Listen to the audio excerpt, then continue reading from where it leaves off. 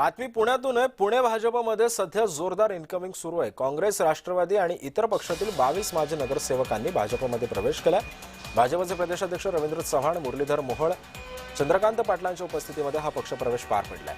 राष्ट्रवादी काँग्रेस, शरदचंद्र पवार पक्षाचे वडगाव शेरी विधानसभेचे आमदार बापू पठारे यांचे चिरंजीव सुरेंद्र पठारे यांनी माजी नगरसेवक विकास दांगट आणि माजी नगरसेवक बाळा धनकवडे, माजी नगरसेविका सायली वांजळे, माजी नगरसेविका रोहिणी चिमटे, राष्ट्रवादी काँग्रेसचे शहर उपाध्यक्ष नारायण गलांडे यांच्यासह काँग्रेस, राष्ट्रवादी इतर पक्षातील 22 माजी नगरसेवक पदाधिकाऱ्यांनी भाजपमध्ये प्रवेश केला। आज भारतीय जनता पार्टीची ताकद वाढली, भारतीय जनता पार्टीचे हात मजबूत आपण केलेत।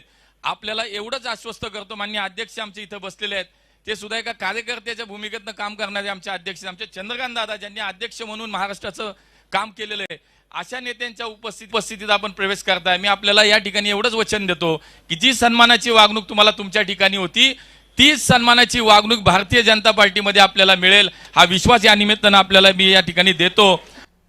आपण ज्या विश्वासाने भारतीय जनता पार्टी परिवारामध्ये प्रवेश केला, हे परिवार आणि आम्ही सर्वजण आपल्याबरोबर आणि ज्या विश्वासाने आपल्याबरोबर तुम्ही आमच्याबरोबर जोडले गेला आहात, आपल्या विश्वासाला आम्ही कुठेही तडा जाऊ दिला जाणार नाही याची मी तुम्हाला पूर्ण खात्री देतो आणि पुन्हा एकदा आपलं पक्षामध्ये खूप खूप स्वागत करतो।